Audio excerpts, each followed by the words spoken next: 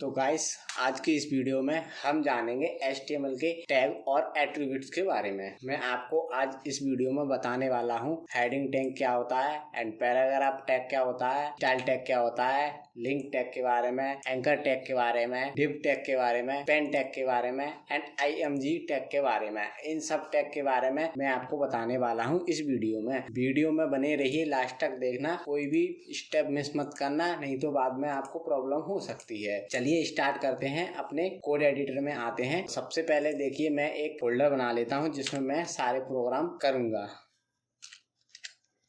यहाँ पर देखिए न्यू पे जाके मैं एक फोल्डर क्रिएट कर लेता हूँ। यहाँ पर मैं HTML ट्यूटोरियल के नाम से एक फोल्डर का नाम दे देता हूँ।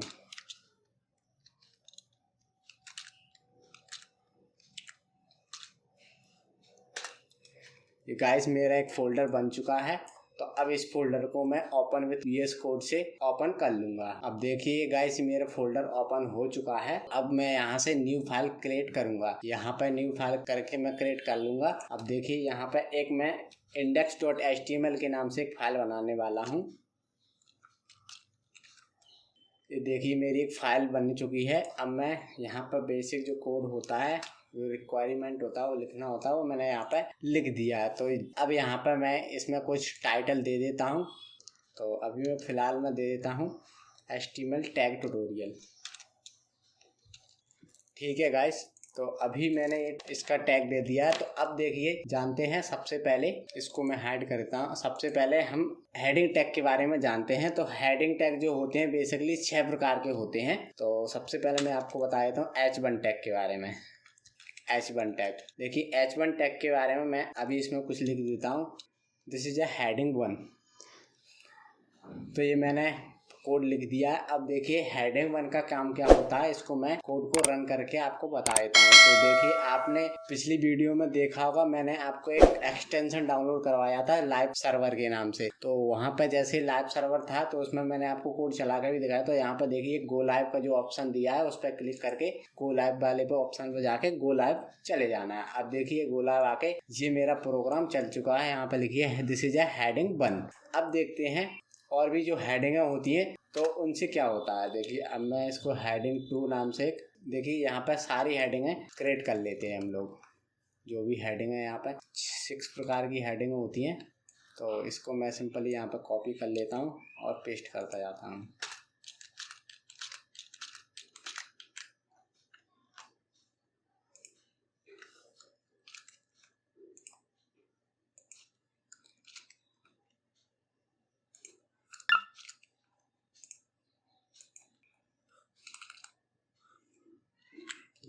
अभी देखिए यहाँ पर मैंने ये सारे टैग लिख लिए हैं।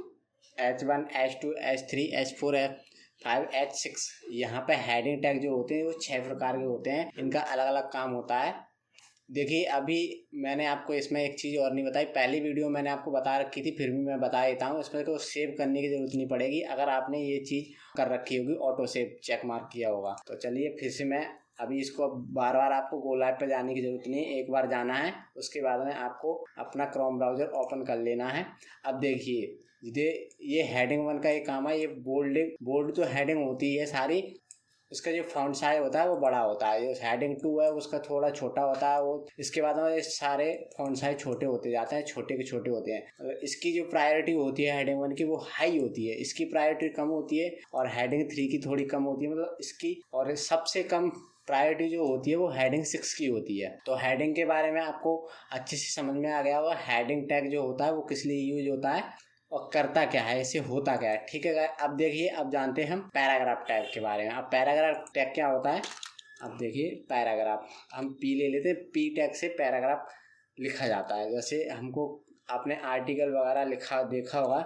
देखिए लॉ, अभी मैंने यहाँ पर कुछ टाइप कर दिया है। यहाँ पे बहुत सारी लाइन दे रखी हैं। तो अभी देखो इसको मैं कोड को आपको बता देता हूँ। ये देखिए ये पैराग्राफ का काम होता है। ये पैराग्राफ लिख के आ गया है हमारा, यही है जो पैराग्राफ है। जैसे आपने बहुत सारी वेबसाइटें देखी होंगी, उसमें जो कंटेंट लिखा होता है वो पैराग्राफ के फॉर्म में लिखा हुआ होता है। तो आई होप आपको पैराग्राफ के बारे में समझ में आया होगा। अभी देखो और मैं बता देता हूँ इसके बारे में।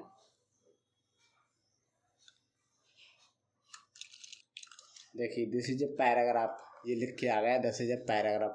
इसका जो फ़ॉन्ट साइज होता है वो इतना ही होता है। हाँ, अगर आप चाहते हो बाद में तो आपको इसको फ़ॉन्ट साइज को इंक्रीज या बढ़ाना या घटाना कर सकते हो। उसको आप बढ़ाना चाहो तो बढ़ा सकते हो, छोटा करना चाहो तो वो भी कर सकते हो।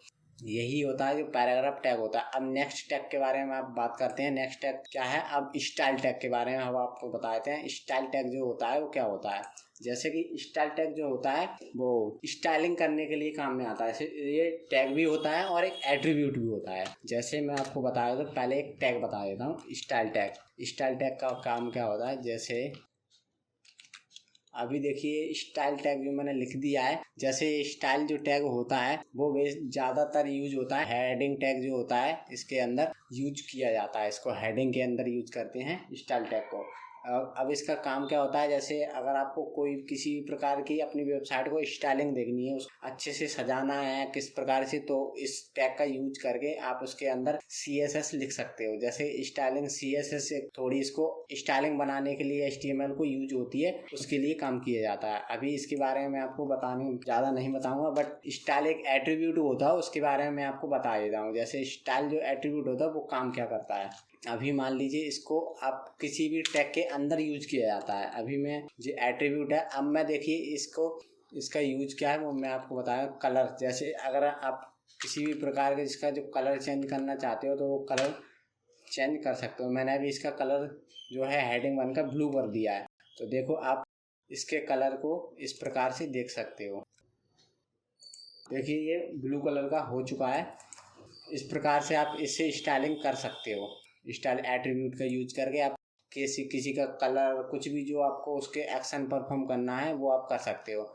जैसे देखिए मैंने अब इसका कलर ब्लू किया, अब इसका बैकग्राउंड कलर भी मैं चेंज करना चाहता हूँ तो वो भी मैं कर सकता हूँ। जैसे देखिए मैंने बैकग्राउंड कलर लिखा, तो बैकग्राउंड कलर मान लीजिए मैंने ग्रीन करना है मेरे को, तो ग्रीन मैंने जैसे लिखा, अब आप देख सकते हो यहाँ पर ग्रीन हो गया। ये बैकग्राउंड कलर जो है ये सारे में दिख रहा है ग्रीन कलर हो चुका है। तो यही जो होता है वो स्टाइल एट्रीब्यूट जो होता है वो यही काम करता है, स्टाइलिंग करने के लिए काम में आता है। तो आपने, आई होप आपको इतना समझ में आ गया होगा। अब नेक्स्ट टॉपिक पर बात करते हैं। अब देखिए लिंक टैग। अब लिंक टैग के बारे में क्या होता है, लिंक टैग होता क्या है उसके बारे में आपको बताता हूँ। लिंक टैग यूज क्यों करते हैं अभी देखो। जैसे अभी मैं फ़िलहाल में लिंक लिख लेता हूँ। जैसे अगर ये लिंक लिखा हुआ है तो लिंक टैग, जैसे अभी देखो मैं यहाँ पर कोई एक फ़ाइल और बना लेता हूँ, उसको तभी बताऊँगा।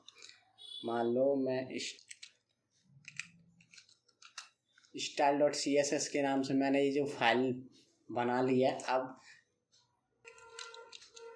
यहाँ पर मैंने इसका पाथ दे दिया है। ये जो उसका जो हार्प में जो लिंक होती है यहाँ पर किसी का पाथ दिया जाता है जब आप लिंक टैग का यूज करते हैं। जैसे कि लिंक टैग जो होता है वो किसी अदर पेज से अगर आप दूसरे पेज में परफॉर्मेंस कराना चाहते हो तो आप लिंक टैग का यूज कर सकते हो। लिंक टैग यही काम करता है, दूसरे एक दो पेज को आपस में जोड़ देता है, यही काम होता है लिंक टैग का। तो गाइज अब एक टैग और होता है एंकर टैग, जिसको बोलते हैं एंकर टैग। अब एंकर टैग का क्या काम करता है अभी इसके बारे में आपको बता देता हूँ।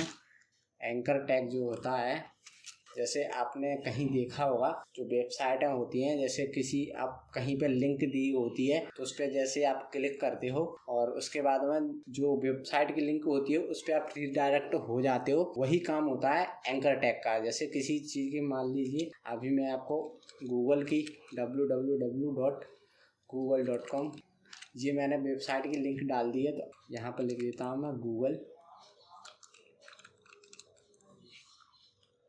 जैसे देखिए मैंने एक एंकर टैग के अंदर एक गूगल लिख दिया है मैंने।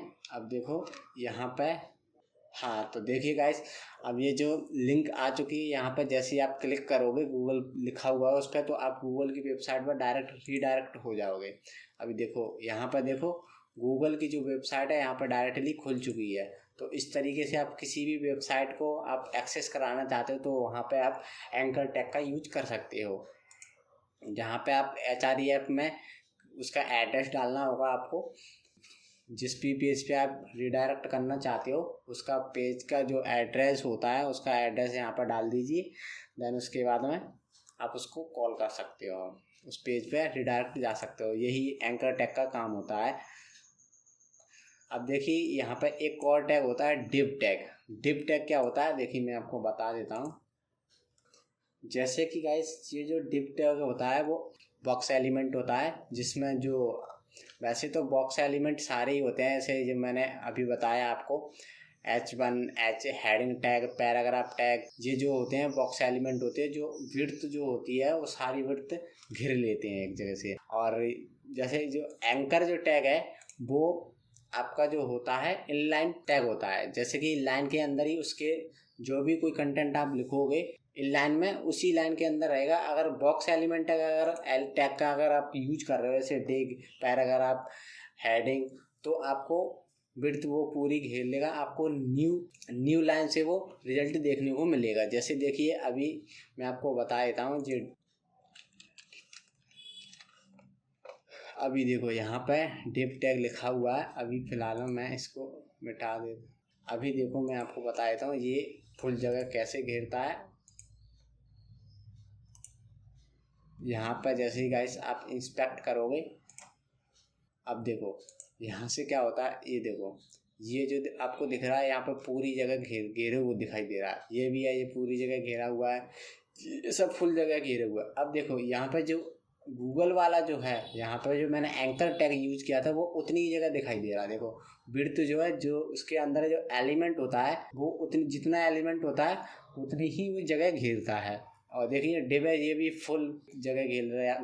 डिव का यूज होता है ऐसे कंटेनर बनाने के लिए, उसके अंदर आप बहुत सारे एलिमेंट यूज कर सकते हो। डिव के अंदर बहुत सारे डिव के अंदर जैसे मान लीजिए ये पेरेंट है और इसके अंदर इसके चाइल्ड भी होते हैं।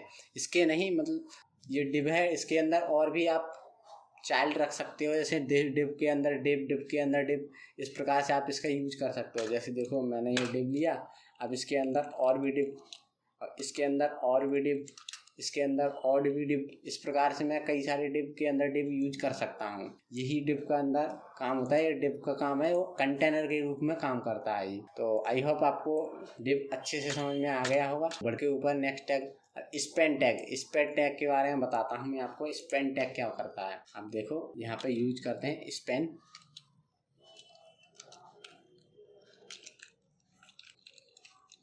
स्पेन के अंदर जैसे मैंने टैग यूज किया, इसके अंदर मैंने लिख दिया हेलो। अब स्पेन टैग क्या करता है देखो मैं आपको दिखा देता हूँ। यहाँ पे देखो ये उसी लाइन के अंदर से स्टार्ट हुआ है। यहाँ पे गूगल जो मैंने लिंक दी थी उसके वहाँ से जो डिव टैग था वो नीचे से स्टार्ट हो रहा था, लेकिन ये इसी के अंदर से स्टार्ट हो रहा है। अगर मान लो आपको बहुत सारा पैराग्राफ वगैरह दे रखा है, कुछ आपको स्टाइलिंग करी, तो उसके अंदर आपको कहीं बहुत सारी जगह पे आपको वेबसाइट बनाने के प्रोसेस में आपको ऐसा कोई एलिमेंट की जरूरत पड़ जाती है, तो आपको उसी के अंदर लिखना पड़ता है। जैसे आपने बहुत सारा एलिमेंट लिखा हुआ है, उसके अंदर आपको उतनी जगह पे कुछ अच्छा सा लिखना है, तो उसके अंदर उसके लिए आप स्पेन टैग का यूज कर सकते हो, क्योंकि वो उतनी ही जगह घेरता है जितना उसका कंटेंट लिखा हुआ है। अब देखो यहाँ पर देखो ये है, ये भी उतनी जगह घेर रहा है। अभी आप देख सकते हो उतनी ही जगह, ये फुल है, पूरी विड्थ ले रहा है जितनी है। देखो ये देखो आप देख सकते हो इस प्रकार से। तो आई होप आपको स्पेन टैग के बारे में समझ में आ गया होगा।